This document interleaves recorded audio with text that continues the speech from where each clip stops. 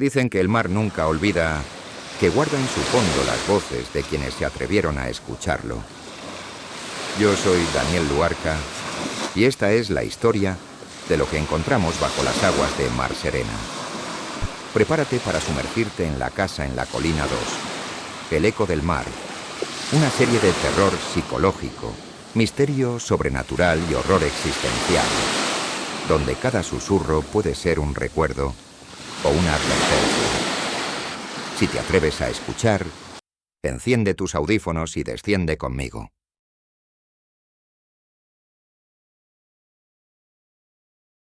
Nunca he creído en las casas malditas, tampoco en los ecos que viajan a través del tiempo. Pero hay algo que ocurre cuando uno escucha demasiado, cuando el silencio se vuelve demasiado denso. A veces, ese silencio empieza a devolverte la mirada. Mi nombre es Daniel Luarca, psiquiatra forense. Me asignaron al Sanatorio Mar Serena después de un caso que prefiero no recordar. Oficialmente vine a evaluar a una paciente con delirios auditivos. Extraoficialmente, vine a huir del ruido que había en mi cabeza. El camino hasta el sanatorio serpentea entre acantilados húmedos. El mar golpea abajo como si quisiera derrumbarlos. Cada curva parece una advertencia. Cuando llegué, el cielo estaba cubierto de un gris espeso y el aire olía a hierro y sal. El edificio se alza frente al océano, una estructura antigua, de muros encalados y ventanas que parecen vacías. Fue un convento, luego un hospital militar y ahora un refugio para quienes no logran distinguir entre lo que sueñan y lo que recuerdan. Al bajar del coche, el viento arrastró una voz tenue. No era humana. Era como si alguien hablara desde el fondo del agua. No entendí las palabras, pero sentí que me llamaba por mi nombre. Me dije que era el viento. Siempre empiezo negando. Me recibió una mujer de rostro alargado, hábito oscuro y mirada fija. Bienvenido, doctor Luarca. Soy la hermana Inés. Le esperábamos al amanecer. No supe si me hablaba en presente o en pasado. El interior del sanatorio huele a yodo, incienso viejo y humedad. Los pasillos son estrechos, con mosaicos desgastados que reflejan la luz como si respiraran. Cada paso resuena con un eco que no coincide con mi ritmo.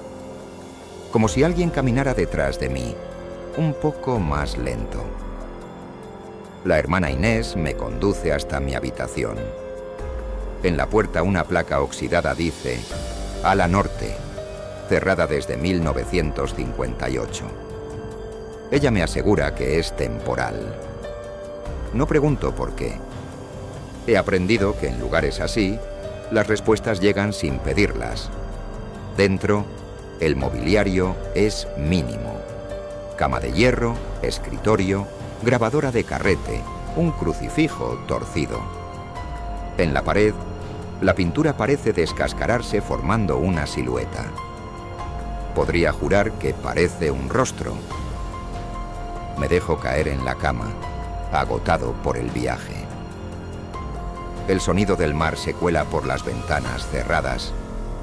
No es un murmullo, es un pulso constante, como una respiración. Y bajo ese ritmo, casi imperceptible, se oye un lamento. Una nota sostenida que parece decir algo. No en palabras, sino en intención. Cuando cierro los ojos, escucho la voz con claridad. ¿Recuerdas el fuego? Me incorporo bruscamente. Nada, solo el tic de la grabadora antigua. Pero en el carrete hay cinta y está en marcha. No la encendí. El carrete gira lentamente, emitiendo un susurro metálico. Al acercarme, oigo una grabación vieja distorsionada por los años. Paciente, número 7, menciona el sonido del mar dentro de las paredes. Luego, un silencio. Y después, una respiración profunda. No mía, no humana. El sonido de alguien que se ahoga, pero no muere. Detengo la cinta.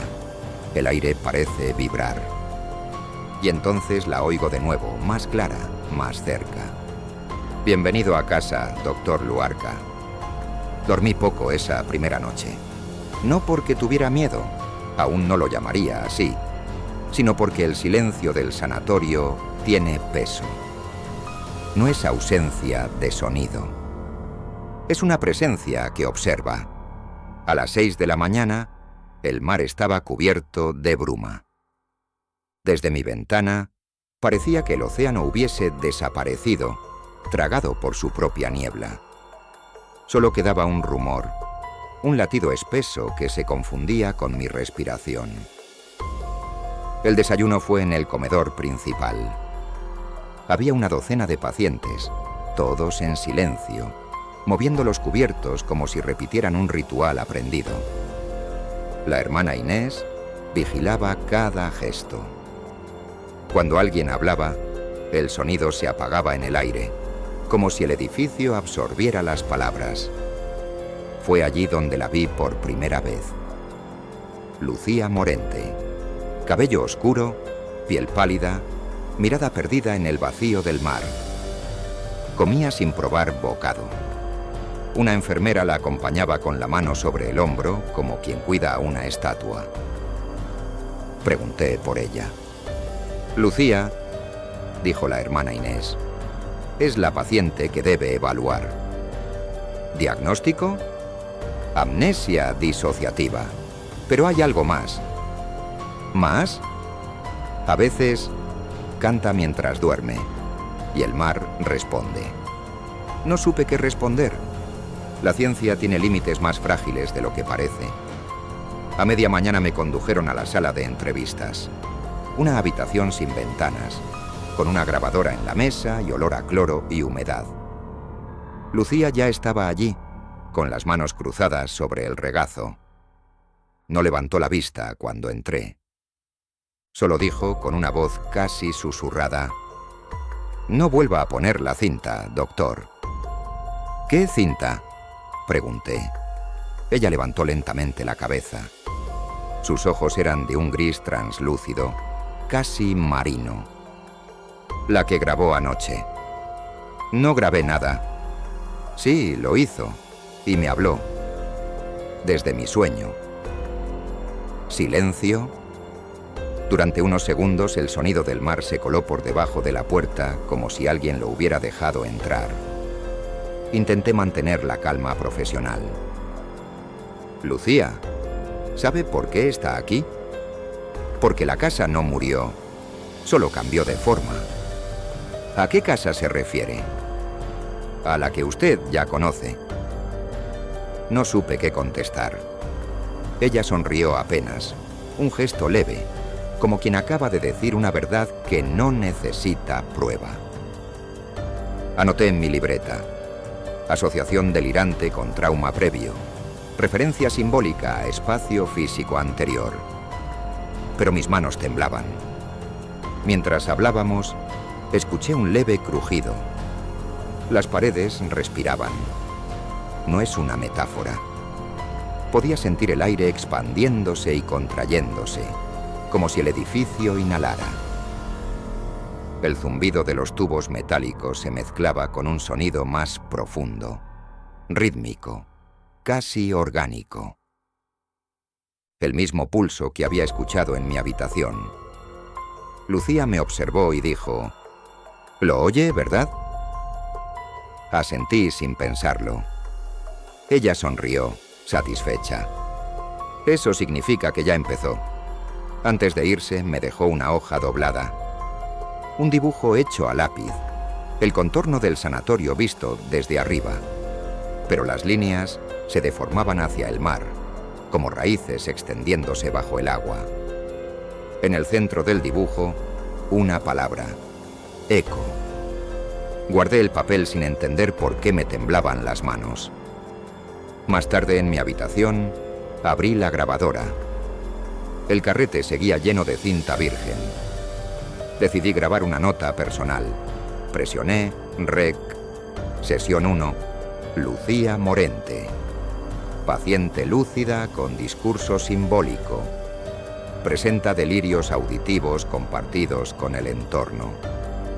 Cuando detuve la grabación, la cinta siguió girando sola. De ella salió una voz que no era la mía, ni la de Lucía. Una voz grave, húmeda, distorsionada por la profundidad. No la escuches dormir, Daniel. El carrete se detuvo bruscamente. Silencio. Y entonces, desde el pasillo, el eco de una risa infantil. Baja, lejana, pero demasiado clara para ser un recuerdo. Esa noche la tormenta se adelantó al calendario. El viento soplaba con un rugido metálico, como si intentara arrancar las ventanas del edificio. Las olas golpeaban los acantilados y entre cada impacto juraría escuchar algo más profundo. Una cadencia irregular, una especie de respiración. Como si el mar también soñara. Había aceptado realizar la primera sesión con Lucía. No era prudente hacerlo tan pronto, pero algo en ella, en su calma tensa, en su forma de anticipar las preguntas antes de que yo las formulara, me empujaba a querer entender. Quizá era eso lo que buscaba al venir aquí, entender lo que la razón no puede clasificar. Preparamos la habitación de observación número 3. Un espacio pequeño, con una cama metálica, sensores rudimentarios y una grabadora de cinta en el centro. El techo tenía manchas de humedad que parecían moverse bajo la luz tenue. Lucía se acostó sin decir palabra. Sus párpados se cerraron con un gesto dócil, casi ritual. Coloqué los electrodos en sus sienes. Ella susurró: «Cuando empiece a soñar, no me despierte, pase lo que pase». Asentí sin saber por qué me estremecía oírlo. Encendí la grabadora. El carrete comenzó a girar. El sonido de la cinta rodando se mezclaba con el rumor del viento afuera. Al principio, solo se escuchaba la respiración de Lucía, lenta, regular. Luego algo cambió. Su ritmo cardíaco se aceleró. Sus labios se movieron. Y entonces, una voz, no la suya, salió de la grabadora, incluso antes de que hablara. El agua recuerda. El sonido era húmedo, burbujeante, como si proviniera desde el fondo de una caverna. Lucía abrió los ojos, pero no eran los mismos. Tenían un brillo extraño, reflejando el parpadeo del osciloscopio, como si dentro de ellos se moviera una corriente marina. «¿Quién eres?», pregunté sin pensar. «Tú lo sabes. ¿Estás dentro de Lucía?». «Estoy dentro del eco». El aire del cuarto se enfrió de golpe. Podía ver mi aliento salir en forma de vapor. El sonido del mar se filtró por las paredes, más fuerte que antes, tan intenso que las luces comenzaron a parpadear. «Daniel», dijo la voz, «tú también oíste la campana». Mi corazón se detuvo un instante. No debía saber eso. Nadie debía saberlo. Lucía comenzó a convulsionar. Las agujas del monitor se dispararon fuera de escala. Corrí a desconectarla, pero cuando toqué su muñeca, el pulso me devolvió un sonido líquido, como si su sangre fluyera con el mismo ritmo del mar. «Déjala escuchar», susurró la voz. «Ella nació de la marea». Apagué la grabadora. El carrete siguió girando solo unos segundos, hasta detenerse con un chasquido. Silencio. Lucía dormía nuevamente, su rostro sereno, sin rastro de espasmos.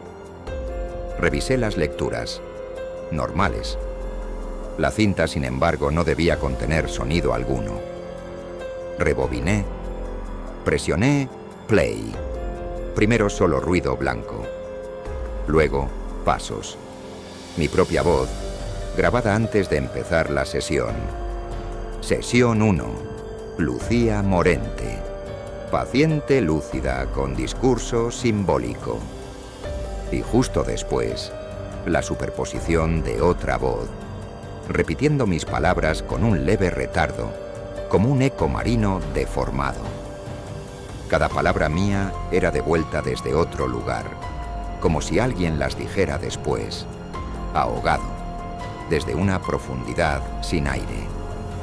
Paciente lúcida con discurso simbólico. No la despiertes. La cinta se atascó. El carrete chilló lanzando una espiral de cinta negra al suelo. Al recogerla vi que estaba húmeda. Olía a sal.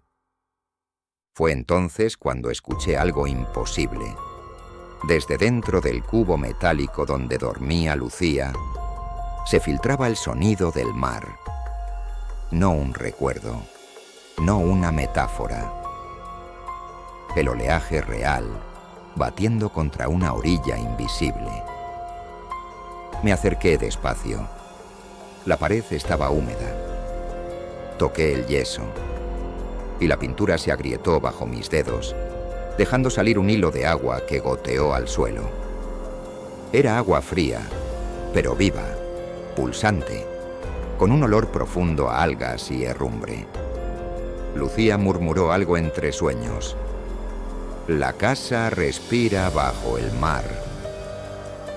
Salí del cuarto, cerré la puerta, y mientras me alejaba por el pasillo, escuché como el agua seguía goteando detrás de mí, constante, como si algo hubiera comenzado a filtrarse del otro lado de la realidad.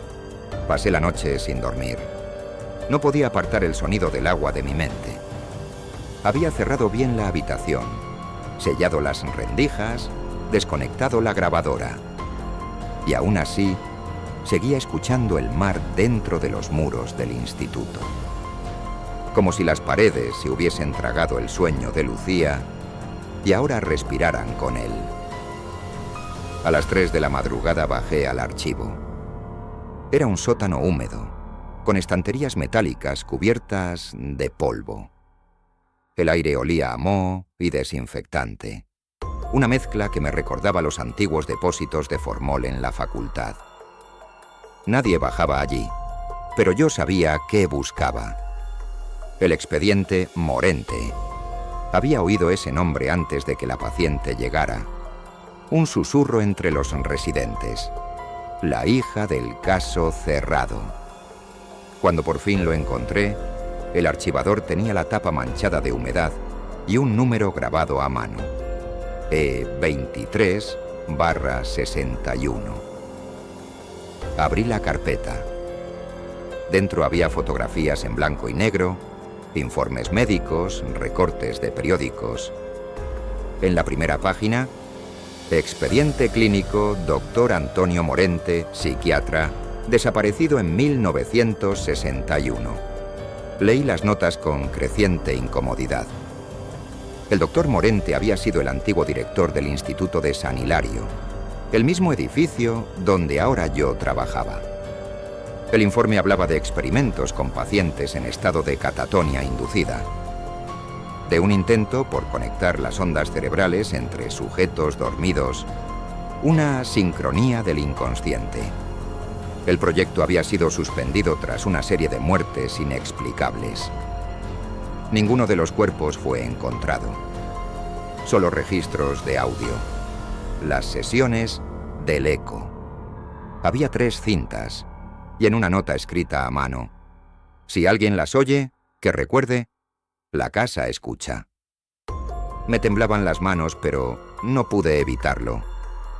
Puse la primera cinta en una vieja grabadora del archivo. El carrete giró con un gemido antiguo. La voz que emergió era clara, metódica, con acento del sur. Registro de sesión experimental número 6. Paciente, niña sin identificar. Fenómeno auditivo persistente. La paciente afirma oír el mar bajo el suelo del hospital. El sonido de fondo era el mismo que había escuchado en la habitación de Lucía. El mismo rumor subterráneo. Y luego, la voz de la niña. Doctor, dice que el agua está subiendo. Un goteo y una respiración demasiado cerca del micrófono. ¿Quién dice eso, pequeña? La mujer que vive en el reflejo. La cinta se distorsionó. Un chirrido agudo, como metal hundiéndose bajo presión. Después, gritos lejanos, pasos, el sonido de puertas abriéndose y cerrándose. El carrete se detuvo bruscamente. Sentí un nudo en el estómago. Rebobiné, intentando entender, pero justo antes de detenerse, la cinta volvió a moverse sola. Y una voz distinta habló. Una voz de mujer, baja, gutural, como si hablara desde dentro de una concha marina. No sigas buscando, Daniel. Ya estás dentro. Mi nombre, dicho con la misma cadencia con que yo lo había escuchado en mis sueños de infancia, en aquella casa frente al mar. La misma voz que me había despertado tantas veces antes de que mi madre muriera. Apagué la grabadora. El eco siguió sonando unos segundos más, sin cinta, sin máquina, solo en mi cabeza. O quizá no solo ahí. Salí del archivo corriendo. El pasillo estaba más oscuro que antes. Las luces de emergencia parpadeaban en un ritmo casi respiratorio. Y cada vez que parpadeaban, me parecía ver sombras moviéndose dentro de las paredes, como cuerpos flotando detrás del yeso. No caminaban, flotaban.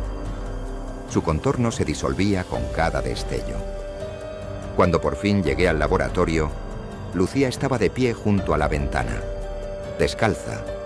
El suelo bajo ella estaba húmedo. Tenía la grabadora en las manos, aunque yo estaba seguro de haberla guardado bajo llave. ¿Cómo la tienes?, pregunté. No me la diste tú, doctor. Ella me la devolvió. ¿Ella quién? La que canta cuando el agua sube.